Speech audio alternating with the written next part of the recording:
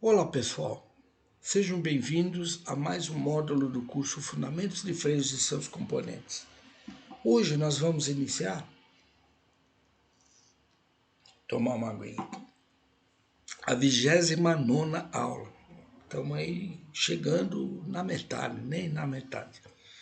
Bom, nessa 29ª aula, a gente vai começar a ver qual é a função dos pneus na dinâmica veicular e aí vamos continuar vendo como é que se faz uma instalação básica de freios com o que nós vimos na aula passada, o balanceamento de frenagem.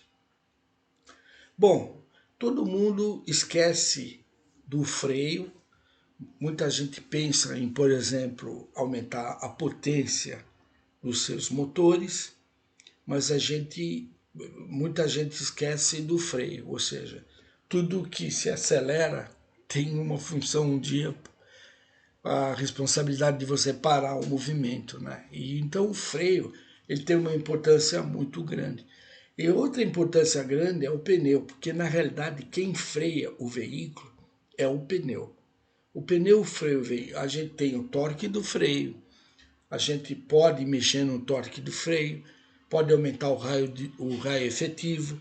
Antigamente nós tínhamos freios pequenos, quem lembra, por exemplo, nossos carros, o Golzinho, o Fiat e tudo mais, tinham freios de 13 polegadas, ou seja, eram montados em rodas de 13 polegadas, e tinham freios de pequenos, o raio efetivo de 206 milímetros, muito um diâmetro bem pequeno para se você pudesse gerar uma força de frenagem, força de freio, um torque de freio muito alto. Na realidade, mexia-se muito com o nível de atrito de pastilha, para a gente ter, então, como a gente viu, ou a força de frenagem, ou você aumenta o raio efetivo, ou você aumenta o nível de atrito da pastilha, para se gerar uma força de clamping maior. Diâmetro do pistão, do caliper e tudo mais, porque influencia na roda, desculpa, no diâmetro, e tudo que influencia no diâmetro, você tem, então, pressão entrando no diâmetro, tem uma maior força de clamping. Mas o pessoal acaba esquecendo da função básica dos pneus, porque o pneu tem o coeficiente de aderência pneu-solo. Então, pneus muito bem construídos, a gente não pode esquecer disso. Uma vez eu estive num campo de provas de um fabricante de pneu e eu estava lá vendo eu estava com o meu carro, na época eu tinha uma Zafira, e eu tinha aro 16, se eu não me engano, nessa Zafira, e eu fui acompanhar um teste de aquaplanagem. E a aquaplanagem ela funciona da seguinte forma: aquela lâmina de água, o carro entra numa determinada velocidade, e quando o pneu para de drenar, aqueles sucos do pneu param de drenar a água, o que acaba acontecendo é que você tem um escorregamento. E o escorregamento, então, o carro vai de um lado para outro, e o pior acontece quando você pisa no freio. Aí você perde totalmente a aderência. E o cara me falou o seguinte, que um pneu com meia vida, ele perde 50% da velocidade de aquaplanagem.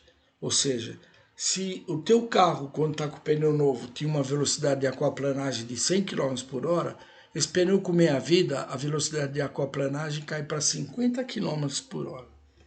Então você vê qual é a característica importante dos pneus, né? E como eles devem ser bem construídos. A função básica: suportar o peso do veículo, amortecer as irregularidades da superfície onde o veículo trafega, prover a necessária tração para a dirigibilidade e frenagem, e prover o adequado controle direcional e estabilidade direcional, e a gente vai ver nessa aula como isso daqui funciona legal. Isso daqui é de uma apostila que eu peguei, e existem vários fabricantes de freio, e esse é um teste de frenagem de pneus, e a distância de parada de 100 km por hora, sem o auxílio do ABS, ou seja, procurando-se a máxima efetividade antes do bloqueio. Nas condições vermelha, que é seca, e nas condições de úmidas. Então você vê que a distância de frenagem ela praticamente dobra quase em todos os casos, quando você tem, por exemplo, a 100 km por hora, a condição de pista seca e a pista úmida, que é justamente aquilo que eu falei sobre o coeficiente de aderência do pneu solo, tá bom? Outra gravura também que é a teoria da força no pneu.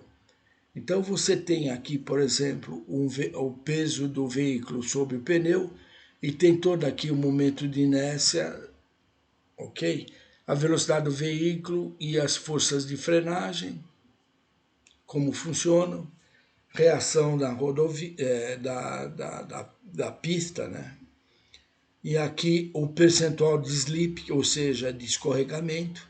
Então, quanto maior o processo de escorregamento, a gente vê nesse gráfico. Aqui tem o ângulo de escorregamento, isso é importante porque tem a força lateral.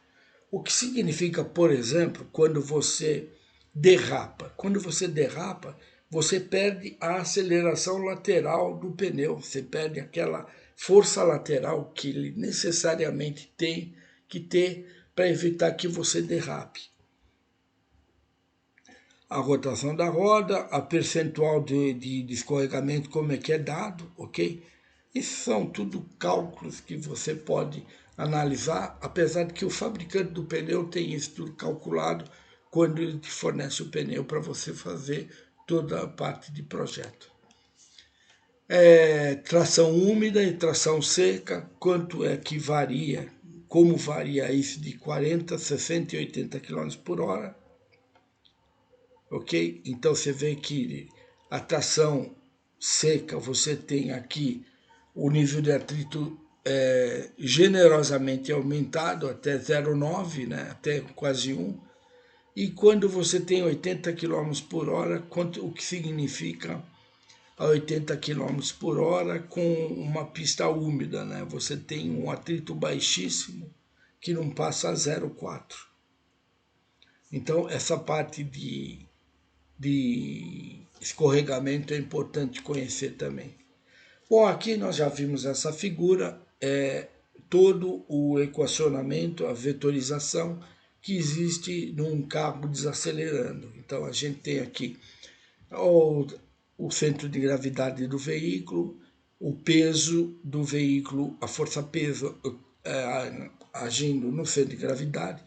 Você tem a distância do centro de gravidade até o centro da roda traseira, a distância entre eixos, o L, e você tem a altura do centro de gravidade, e você tem a força de frenagem no eixo traseiro e a força de frenagem no eixo dianteiro, porque esse veículo, supostamente, olhando essa foto, ele está desacelerando. Então, tudo aqui é força de retardamento. A força de retardamento é o momento vezes B agindo no centro de gravidade, ok? Então, na realidade, o G é o peso do veículo em quilogramas e G é a aceleração da gravidade.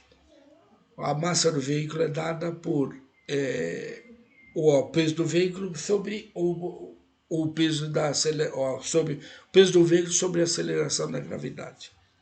B é a desaceleração imposta ao veículo, então isso aqui é a massa vezes a desaceleração, ok?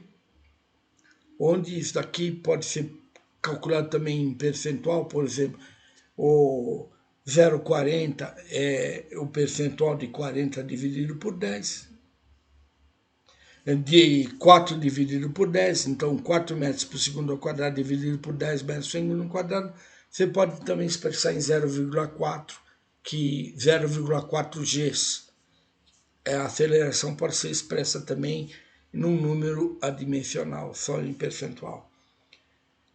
O peso, a componente do peso sobre o eixo dianteiro, componente do peso sobre o eixo traseiro, força de frenagem no eixo dianteiro, que é essa que a gente viu, força de frenagem no eixo traseiro, distância entre eixos e altura do centro de gravidade. Esse daqui é o equacionamento de um veículo desacelerando, ok?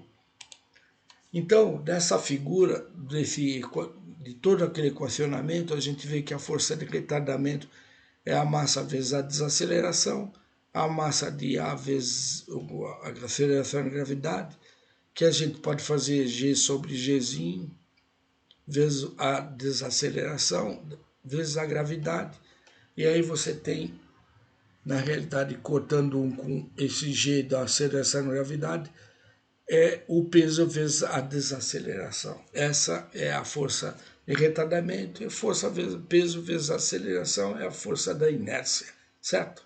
Em outras palavras, relembrando a nossa velha física. Mas a somatória das forças de frenagem é a força do eixo dianteiro, a força do eixo traseiro, que é igual à força de retardamento. Então, a aceleração é a somatória das forças de frenagem dividido pelo peso vezes 100. Essa é a eficiência máxima de frenagem. Se a gente considera a situação ideal, onde todas as rodas são freadas no limite de aderência do pneu, o que a gente faz? A aderência dianteira é igual à aderência traseira, a gente chama de A. Então, a aderência do eixo dianteiro e a aderência do eixo traseiro igual a essa aderência ideal, a situação ideal, A dividido por F vai ser sempre 1, né? Porque elas são iguais. Tá, a situação ideal é utópica. Na realidade, o ponto máximo de aderência pneu-solo é difícil de ser determinado porque ele é muito estável. A gente lembra que o pneu está em rotação, em altíssima rotação, e quando você freia, ele pega às vezes mais de uma banda esquerda, uma banda direita, tem toda uma parte da geometria da suspensão. Então, determinar o máximo ponto de aderência é muito difícil. A desaceleração ideal também é difícil de ser obtida por duas razões. A desaceleração real é proporcional por uma relação fixa obtida da participação dos eixos dianteiros e traseiros. É uma equação linear, é uma reta de 45 graus. Já a desaceleração ideal é originada por uma equação de segundo grau. Ou seja, a desaceleração linear, se você pegar o eixo dianteiro e o eixo traseiro, a desaceleração ideal ela é uma reta de 45 graus. Ou seja, a tendência é você ter, para determinado nível de desaceleração, a mesma desaceleração do eixo dianteiro e do eixo traseiro. Mas, na realidade, a ideal ela é originada por uma equação de segundo grau. Como a força de frenagem da roda concentra-se em uma pequena superfície entre o pneu e o solo, existe um escorregamento relativo entre as partes, ocasionando variação na curva de aderência.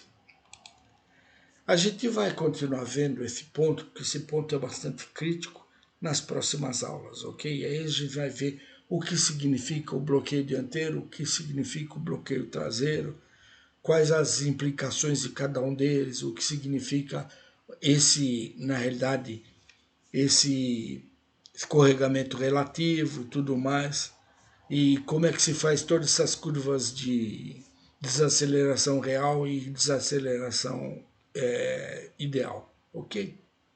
Bom, pessoal, ficamos aqui, obrigado pela atenção, sejam bem-vindos ao curso, compartilhem com a maior parte de pessoas possíveis, avise seus amigos se eles têm interesse, façam as suas inscrições e dê um positivo para mim aí, para me incentivar, tá bom? Se vocês quiserem apostila agora, me avisem, olha, eu comprei a apostila, passa um e-mail para mim, eu mando na hora a apostila para vocês digitalmente, ok? Obrigado, tudo de bom, fique com Deus.